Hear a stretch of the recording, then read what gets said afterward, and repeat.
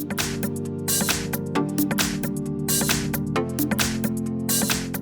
front of me is Samsung Galaxy A52s, and let me show you how to change wallpaper on this device.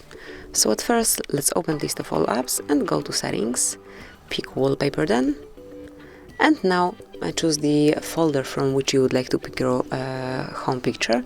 It can be something from your own wallpapers, gallery, something from wallpaper services, and if you would like to explore more, just pick explore more wallpapers right here, but I will pick my wallpapers, and now you can choose whatever you want to apply.